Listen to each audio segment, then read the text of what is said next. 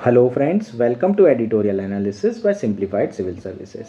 आज 17 सितंबर को दो आर्टिकल डिस्कस करेंगे। दोनों आर्टिकल बहुत ज़्यादा इंपॉर्टेंट है। फर्स्ट आर्टिकल तो बेहद इंपॉर्टेंट है, सी रंगराजन ने लिखा है और जीएसटी 2.0 रिफॉर्म के ऊपर है। Short term pain, possible long term gain, कैसे पेन होगा, कितना रेवेन्यू लॉस होगा, सब डिस्कस करेंगे फॉर्मूले के साथ। थोड़ा डिफिकल्ट है समझना, पर एक बार आप अच्छे से समझने का ट्राई करेंगे और रीड करेंगे तो आपको क्लियर हो जाएगा। नेक्स्ट आर्टिकल जो डिस्कस करेंगे वो है a brief respite. Recently export related data आया है और उसमें अगर हम बात करें तो इंडिया को एक्सपोर्ट बढ़ता हुआ दिख रहा है अगस्त में, जबकि टैरिफ लगा है। तो उसके क्या रीज़न है, इम्प्लीकेशन एंड ऑल, ये सब समझेंगे। काफ़ी इंपॉर्टेंट आर्टिकल है ये भी। अगर आपको हमारा एनालिसिस पसंद आ रहा है तो प्लीज़ लाइक करें, कमेंट करें, शेयर करें एंड सब्सक्राइब करें। अगर आपको इसकी पीडीएफ चाहिए न्यूज़पेपर की तो आप हमारा टेलीग्राम चैनल भी ज्वाइन कर सकते हैं, जिसकी लिंक नीचे प्रोवाइड की गई होगी। आइए शुरू करते हैं हमारा एनालिसिस। हमारा फर्स्ट आर्टिकल है GST 2.0 short term pain, possible long term gain. Article the Hindu में आया है। GS3 मेंस के पर्सपेक्टिव से इम्पॉर्टेंट है। इकोनॉमिक्स में 100% आपको प्रीलिम्स में भी पूछा जा सकता है। GST 2.0 रिफॉर्म मैं लिख के दे देता हूँ, 2026 के मेंस में ये आने वाला है, 100% श्योर है, इसमें कोई डाउट ही नहीं है। सो आपको ये अच्छे से प्रिपेयर करना है। आर्टिकल सी रंगराजन ने लिखा है, थोड़ा सा टेक्निकल आर्टिकल है। फॉर्मर हमारे आरबीआई के गवर्नर है, थोड़ी मुश्किल हो सकती है समझने में, पर कोशिश करेंगे कि आप लोगों को सिंपली समझ में आ जाए। एक बार रीड ज़रूर कर लीजिएगा, अगर एक बार रीड करेंगे तो मेरे समझाने के बाद 100% आ जाएगा। नाउ बात कर लेते हैं सबसे पहले जीएसटी की, है ना। जीएसटी है क्या? GST one nation one tax 2017 में इंट्रोड्यूस किया गया था।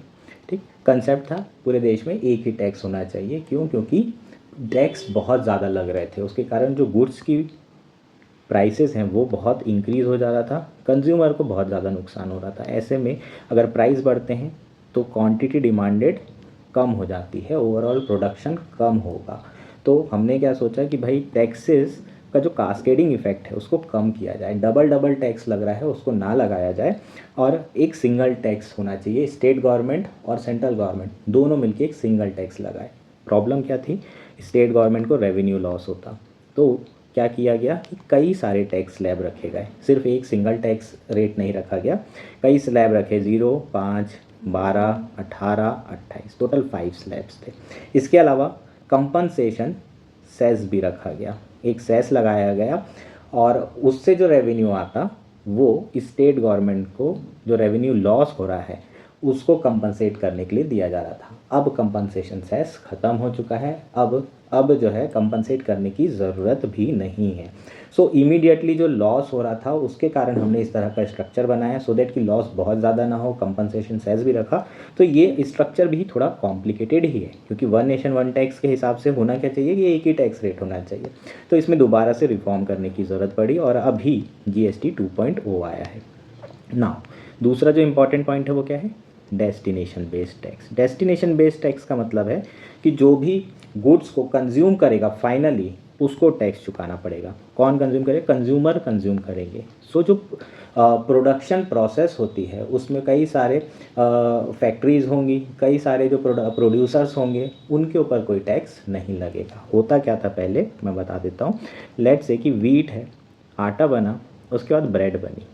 तो वीट मान लीजिए 100 रुपये की है, इसमें कुछ टैक्स लगा 5%, 105 की हो गई, इसमें कुछ टैक्स लगा 110 की हो गई, फाइनली ब्रेड 120 की है। तो यहाँ 120 रुपये कंज्यूमर दे रहा है, टैक्स दे रहा है। यहाँ जो इनपुट इन्होंने खरीदा है ना वीट, उसमें भी ये लोग टैक्स दे रहे हैं। तो टैक्स क्या हो रहा है? डबल लग रहा है। सो ओवरऑल कॉस्ट बहुत ज़्यादा बढ़ रही है, इनपुट टैक्स भी जा रहा है और फाइनली कंजम्पशन टैक्स भी जा रहा है, फाइनली कंज्यूमर भी पे कर रहा है। सो ये कास्केडिंग इफेक्ट को ख़त्म करने के लिए सिर्फ वैल्यू एडिशन पर पहली बात तो टैक्स लगाया जा रहा है। दूसरा, इनपुट टैक्स क्रेडिट का एक प्रोविज़न रखा गया है, जिसमें जो भी टैक्स इंटरमीडिएट लगे जाएंगे प्रोसेस में वो क्लेम कर सकते हो आप गवर्नमेंट को, और जो सरकार होगी वो टैक्स आपको वापस कर देगी। तो जितने भी प्रोड्यूसर हैं उनके ऊपर अब कोई टैक्स नहीं लग रहा है, उनको जो भी वो पैसा दे रहे हैं एक्स्ट्रा टैक्स वाला वो रिटर्न मिल जाएगा, वो जब फाइल करेंगे ITC।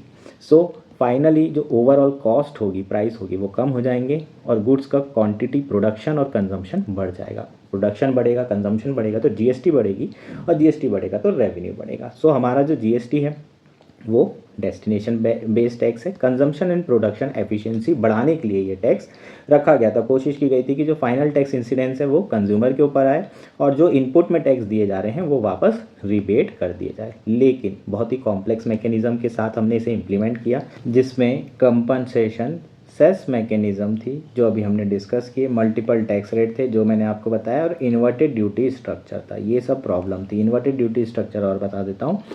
इन्वर्टेड ड्यूटी स्ट्रक्चर का मतलब होता है कि इंपोर्ट रॉ मटेरियल में जो टैक्स है वो 18% या फिर ज़्यादा है और फिनिश्ड गुड में ये कम है। इसको एक और एग्जांपल से समझ लेते हैं। जैसे कि कॉटन मैंने इंपोर्ट किया, फॉर एग्जांपल कॉटन मैंने इंपोर्ट किया तो मुझे 20% टैक्स देना पड़ रहा है, ठीक है। अब वही कॉटन का यूज़ करके मैं शर्ट बनाऊंगा तो मेरी शर्ट की जो कॉस्ट है वो बहुत ज़्यादा बढ़ जाएगी क्योंकि यहाँ एक्स्ट्रा टैक्स दे रहा हूँ। और फाइनल शर्ट जो बाहर से आ रही है उसमें केवल 5% टैक्स लग रहा है, तो मेरी कॉस्ट तो बढ़ गई, मुझे नुकसान हो रहा है। जो डोमेस्टिक प्रोड्यूसर होते हैं उनको बहुत लॉस होता है इन्वर्टेड ड्यूटी स्ट्रक्चर में। सो हमारे यहाँ भी जो टैक्स स्ट्रक्चर था उसमें इन्वर्टेड ड्यूटी स्ट्रक्चर बहुत ज़्यादा देखने को मिल रहा था। इस तरह के इशू थे और कंप्लायंस कॉस्ट भी बहुत ज़्यादा हाई थी, है ना। ओवरऑल थोड़ा कन्फ्यूजन भी था क्योंकि इतने सारे स्लैब हैं, कौन सा किस में जाएगा, ये सब सारी चीज़ें थी। तो अब इसे रैशनलाइज करने की कोशिश की गई है। कैसे की गई है? इसमें जो टैक्स रेट थे 12% और 28% उसे डिसकंटिन्यू कर दिया। अब केवल 3 स्लैब्स बचे हैं और आगे चल के सरकार कोशिश करेगी कि ये 2 में कन्वर्ट हो जाए, 0 और 18% में। सो रेट 0, 5 और 18 ये कंटिन्यू हैं with changes in the goods and service covered under this rates. There is also a demerit rate of 40% for sin goods and luxury item. Some other lower special rates below 5% have also been continued. जैसे gold में 3% GST लगता है, so वो continue है। Major beneficiary sector textile, consumer electronics, automobile, health and most food items. So major जो beneficiary sector है वो कौन से हैं? टेक्सटाइल है, कंज्यूमर है, इलेक्ट्रॉनिक्स है, ऑटोमोबाइल है, हेल्थ है, फूड आइटम्स हैं। This are employment intensive sector where the benefits of lower prices would be quite broad based. On production side, sector that would benefit include fertilizer, agriculture machinery, renewable energy, where farmers would gain benefits through lower input cost. So जब आप tax rate कम करेंगे item के तो क्या होगा? उसके prices कम हो जाएंगे। अगर प्राइस कम होंगे तो उनकी डिमांड बढ़ेगी। लॉ ऑफ डिमांड बोलता है ये।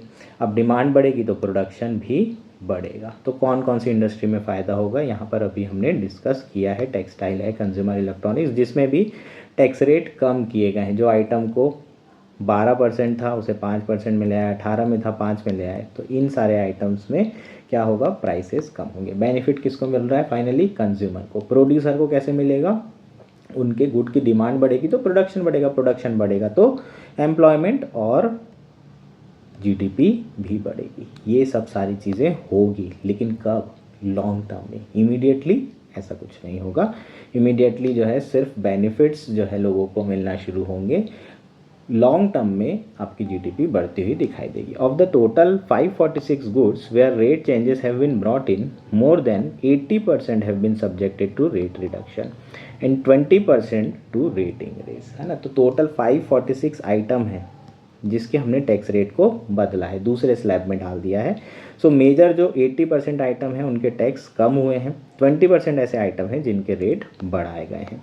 Tax rate reduction along with corresponding reduction in post tax prices in percentage term are given in the table, ठीक है। तो 18% से अगर 5% क्या हुआ है, स्लैब में गया है कोई आइटम, तो टोटल टैक्स परसेंटेज जो कम हुआ है वो 72% हुआ है। लेकिन जो पोस्ट टैक्स प्राइस कम होगा वो 11% होगा, है ना। तो जो परसेंटेज ऑफ टैक्स रेट है वो तो बहुत हाई हुआ है, लेकिन जब फाइनली प्राइस कम होगा तो 11% के अराउंड होगा। ऐसा क्यों हो रहा है? क्योंकि 100 रुपये का आइटम है। अब 100 रुपये के आइटम में 18% टैक्स लगे तो 118 का था। अब वही आइटम 100 का है, अब उसमें 5% लग रहा है तो 105 का हो गया। तो आप देखेंगे कि डिफरेंस जो है कितना? 13 का है। तो 13 रुपये का यहाँ रिडक्शन है। परसेंटेज में ये रिडक्शन और भी कम हो जाएगा। परसेंटेज वाइज ओवरऑल देखेंगे तो कम रिडक्शन आएगा, ठीक है। तो ये यहाँ पर दिया हुआ है। नाउ जीएसटी रेवेन्यू की बात करते हैं। जीएसटी रेवेन्यू हम कैसे निकाल सकते हैं? Tax rate multiplied by tax base, है ना। टैक्स बेस से हम टैक्स रेट को मल्टीप्लाई करते हैं और टैक्स बेस क्या है हमारा? Final consumption expenditure. So tax base is the product of pre-tax price and quantity Q. Thus R equals to R E और which is R into P into Q. ठीक है, तो बेसिकली है क्या ये यार, सिंपल है ना. आपका टैक्स रेट R है छोटा वाला, इनटू आपका जो प्राइस है इनटू क्वांटिटी है. जितना प्राइस इनटू क्वांटिटी और उसमें जो परसेंटेज आपका टैक्स रेट होगा वो आपका रेवेन्यू होगा. फॉर एग्जांपल टोटल आपका 100 क्वांटिटी प्रोड्यूस हुई और 10 रुपये की एक क्वांटिटी है और इसमें मान लो टोटल रेवेन्यू आपको 1000 रुपये हो रहा है. इसका सरकार क्या कर रही है, सब में 5% टैक्स लगा रही, तो 1000 का 5% निकाल लो तो वो आपका रेवेन्यू हो जाएगा. 1000 का 5% कितना होता है आपका 50 रुपये, तो 50 रुपये रेवेन्यू. यही यहाँ पर अंग्रेजी फॉर्मूले में लिखा हुआ है और कुछ भी नहीं है. सो हमारा जीएसटी रेवेन्यू इसी तरीके से निकलता है. हो सकता है कि आजकल फार्मूला बेस्ड क्वेश्चन आ रहे हैं तो ये भी आपको आ जाए. नाउ इफेक्ट ऑन रेवेन्यूज़ की बात करते हैं. 1 through the tax rate change and the other through the impact on tax base. जो रेवेन्यू होगा वो दो तरीके से चेंज होगा. एक तो टैक्स रेट कम हुआ है और दूसरा जो टैक्स बेस चेंज हुआ है वो. Rate reduction along with corresponding reduction in post tax prices is given in a percentage term in table. ठीक है, तो यहाँ टेबल में दिया हुआ है. मान लीजिए कि अपना टैक्स रेट चेंज हुआ 18 से 5%, तो टोटल रेट में कितना परसेंटेज का फॉल आया, 72% का. लेकिन जो गुड्स के प्राइसेस होंगे उसमें कितना फॉल आएगा, 11%. बहुत सिंपल है, एग्जाम्पल से समझ लेते हैं. लेट्स से 100 रुपये का गुड था, पहले उसमें 18% टैक्स लग रहा था तो 118 रुपये का हो गया. अब उसमें 5% टैक्स लग रहा है तो वो 105 का हो गया. अब मैं जब इसका परसेंटेज निकालूंगा तो दोनों का डिफरेंस आ जाएगा, final minus initial divided by initial. So 118 minus 105 divided by 118, total कितना होगा ये 13/118, ये हो जाएगा 11%. सो यहाँ पर आप रिडक्शन देखेंगे 18 से 5 में तो बहुत बड़ा रिडक्शन देखने को मिल रहा है परसेंटेज में, लेकिन फाइनल प्राइस में ये रिडक्शन केवल 11% होगा. उसी तरीके से 12 से 5 में आया तो 58% का टैक्स रेट फॉल हुआ है, लेकिन प्राइस में जो फॉल होगा वो 6.3% ही होगा. ऐसा नहीं कि जितना टैक्स रेट फॉल हुआ उतना ज़्यादा आपका प्राइस गिर जाएगा. अब टैक्स रेवेन्यू की बात करते हैं. टैक्स रेवेन्यू कैसे हम लोग मेजर करते हैं. सो टैक्स रेवेन्यू हम मेजर करेंगे tax rate multiplied by tax base which is final consumption expenditure. ठीक, मान लीजिए कि मेरा जो एक्सपेंडिचर है वो कितना है, कैसे पता चलेगा, उसका जो प्राइस होगा गुड का और जितने गुड प्रोड्यूस हो रहे हैं, पी इंटू क्यू, ये मेरा टोटल एक्सपेंडिचर होगा, है ना. जितनी भी इकॉनमी में गुड्स प्रोड्यूस हो रहे हैं मैं उसका इसी तरीके से निकालूंगा और इसी में मेरा जो भी टैक्स स्लैब के अंदर ये गुड आ रहे होंगे वो परसेंटेज आर रख दूंगा, मल्टीप्लाई कर दूंगा. जैसे कि मान लीजिए 10 रुपये का प्राइस का एक गुड है, टोटल 100 गुड मेरे यहाँ प्रोड्यूस हो रहे हैं तो टोटल 1000 रुपये के गुड होंगे. अब एक में अलग अलग निकालने से अच्छा मैं टोटल जितने भी गुड्स हैं उनका मैंने टोटल रेवेन्यू निकाल लिया और उसमें 5% मल्टीप्लाई कर दिया तो मेरा 50 रुपये आ जाएगा. 50 रुपये मेरा रेवेन्यू है. यही यहाँ पर फॉर्मूला लिखा हुआ है. ठीक है, आर इज इक्वल्स टू जो रेट है इंटू एक्सपेंडिचर. एक्सपेंडिचर कितना है, पी इंटू क्यू, है ना. पी इंटू क्यू क्या है, आपके जो प्राइस है कब के, जो गुड्स के प्राइस होंगे विदाउट टैक्स, और फिर क्वांटिटी जो भी प्रोड्यूस हो रही है. सो ये आपका क्या आ जाएगा, रेवेन्यू आ जाएगा. Rate changes will have two effects on revenues in two ways. One through the tax rate change and other through the impact on tax base. As the rates are lowered, post-tax prices are expected to fall, leading to an increase in quantity demanded. जो अभी हमने discuss किए, जैसे ही tax rate कम होंगे तो automatically price कम होगा और quantity demanded बढ़ जाएगी. The percentage fall in post-tax price would be much less than the percentage fall in tax rate. So जो टैक्स रेट में परसेंटेज कम हो रहा है वो तो 72% अभी निकाल के दिखाया था और जो पोस्ट टैक्स प्राइस है उसमें केवल 11% हो रहा है. सो ओवरऑल अगर हम देखें तो कितना भी इसके गुड्स की डिमांड बढ़े, हमारा रेवेन्यू तो यार इमीडिएटली गिरेगा ही गिरेगा, क्योंकि टैक्स परसेंटेज बहुत ज़्यादा कम हुआ है. लेकिन जो टैक्स पोस्ट टैक्स प्राइस है वो बहुत ज़्यादा कम नहीं हुआ है, तो उतना ज़्यादा रेवेन्यू आपका तुरंत नहीं बढ़ेगा, क्योंकि इतनी ज़्यादा डिमांड तुरंत में नहीं बढ़ेगी, क्योंकि पोस्ट टैक्स प्राइस बहुत ज़्यादा कम नहीं हुए हैं. Where the tax rates have been brought down to nil irrespective of the level of expenditure, revenues will be zero. जहाँ पर आपने ज़ीरो टैक्स कर दिया है, नील स्लैब में रखा है, उसमें तो कितना भी आपकी क्वांटिटी प्रोड्यूस हो, कितना भी आपका प्राइस उसका कम हो जाए, आपको उससे कोई फ़ायदा नहीं होना है क्योंकि रेवेन्यू उसमें ज़ीरो ही रहेंगे।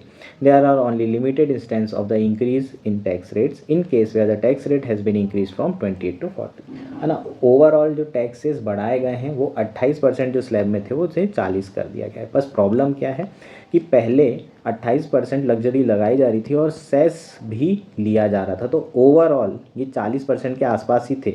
जो स्लैब 28% में थे उनमें 40% टैक्स ही लग रहा था, तो बहुत ज़्यादा आपको फ़ायदा नहीं होने वाला है ये 40% से। रेवेन्यू ऑलमोस्ट उतना ही रहने वाला है। So genuine increase in tax rate नहीं है और ओवरऑल रेवेन्यू भी इतना ज़्यादा नहीं बढ़ेगा। कुछ हैं गुड्स जो कि 12% से 18% में मूव ज़रूर हुए हैं, लेकिन इससे भी बहुत ज़्यादा आपका सब्सटेंशियल रेवेन्यू नहीं बढ़ने वाला है। ओवरऑल अगर आप बात करेंगे तो इमीडिएट जो रेवेन्यू लॉस होने वाला है 48,000 करोड़ के आसपास एक साल का लॉस होगा GST 2.0 रिफॉर्म करने से, और कुछ एस्टिमेट में ये फिगर बहुत ज़्यादा हाई है।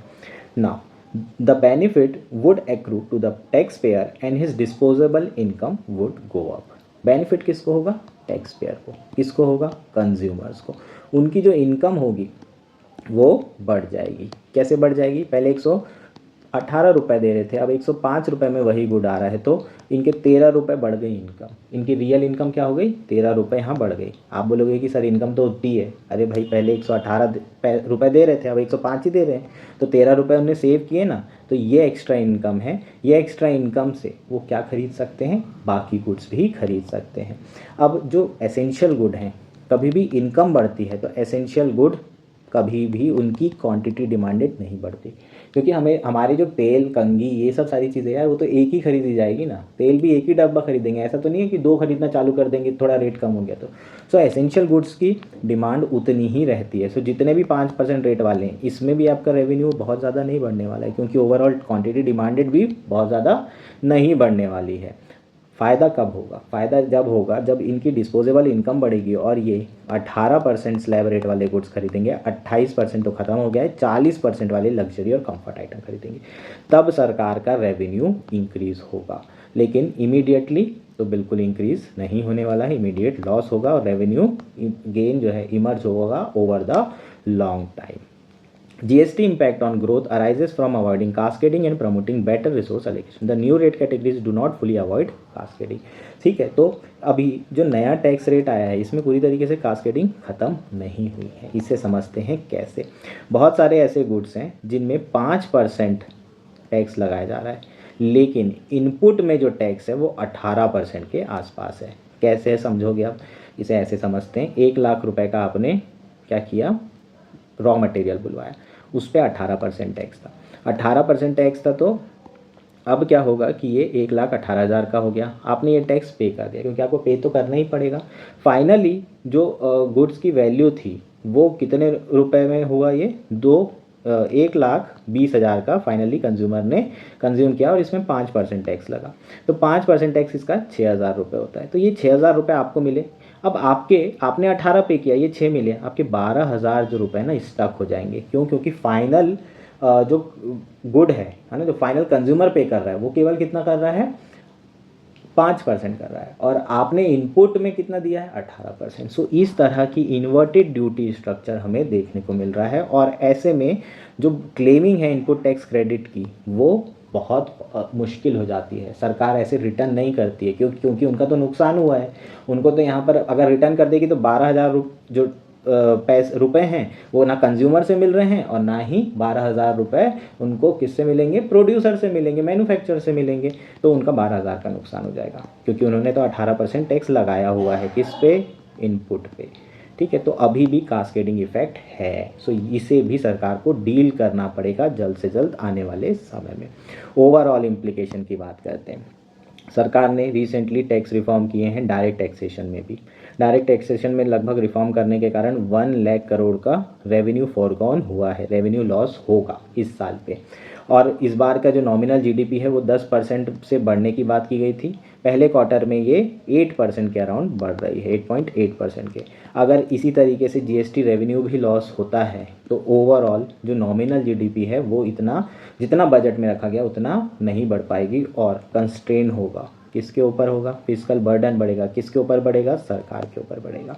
अब सरकार इसको कैसे डील करती है ये देखने वाली चीज़ होगी। या तो सरकार अपना एक्सपेंडिचर रिड्यूस करेगी जिसे हम फिजिकल कंसोलिडेशन बोलते हैं, या फिर अपना फिजिकल डेफिसिट बढ़ाएगी, बाहर से बोरो करेगी। दोनों के इम्प्लीकेशन है। अगर आप फिजिकल डेफिसिट बढ़ाते हैं, बाहर से बोरो करते हैं, तो उसके इन्फ्लेशनरी इम्पैक्ट होंगे, ऊपर से आपकी रेटिंग भी गिर सकती है।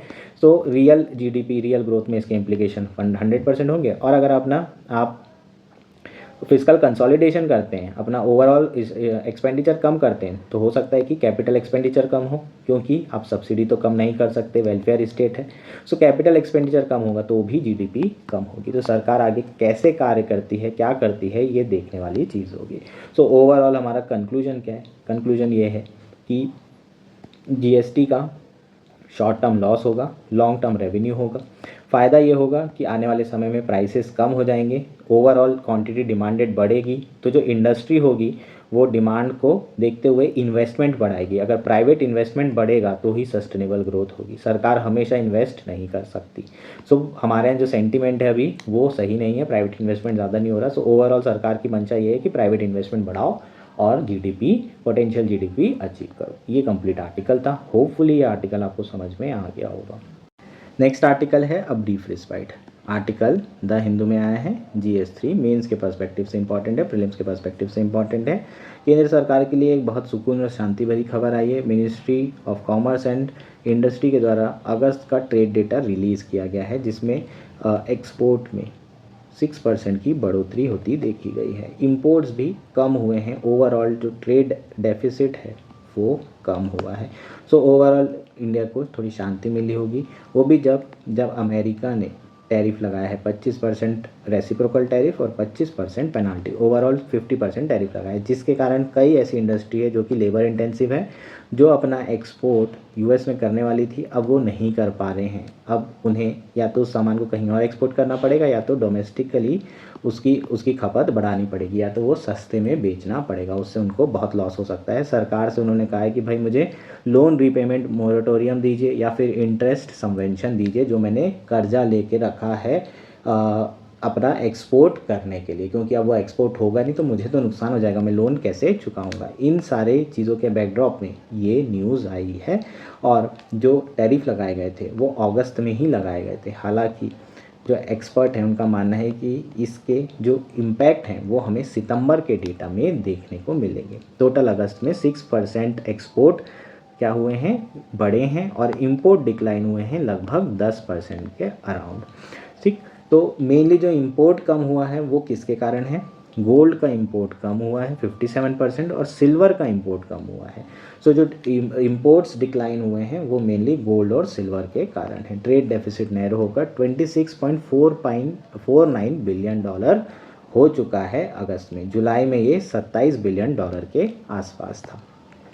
But the strains of US 25% reciprocal tariff and that kicked in on August 7 shows in the sequential drop in export। पर ये जो 25% टैरिफ लगा था इसके इम्पैक्ट थोड़े बहुत तो दिखने लगे हैं, जैसे कि goods export in August to US drop to $6 billion from $8 billion in July, है ना। तो लगभग $1.5 बिलियन के आसपास का आपका ट्रेड जो है कम हुआ है, एक्सपोर्ट कम हुआ है यूनाइटेड स्टेट्स में because of 25% reciprocal tariff, while the overall export shrunk to 35.10 billion in August from 37 billion in July and 35.14 in June. So 37 था जुलाई में, अभी 35 बिलियन हो गया है। सो 37 से 2 बिलियन ओवरऑल एक्सपोर्ट कम हुआ है। लास्ट ईयर की अपेक्षा ज़रूर 6% बढ़ा है, लेकिन लास्ट मंथ से अगर कंपेयर करेंगे तो फिर $2 बिलियन के आसपास टोटल एक्सपोर्ट कम हुआ है। हम लोग क्या करते हैं ना, जब ईयरली निकालते हैं, ईयर ऑन ईयर बेसिस पे, तो मैं अगस्त का निकाल रहा हूँ तो मैं कंपेयर किससे करूँगा, अगस्त 24 से। अगर अगस्त 25 का निकालूँ तो अगस्त 24 में कितना एक्सपोर्ट था और अगस्त 25 में कितना है। सो यहाँ पर आपकी ग्रोथ हुई है।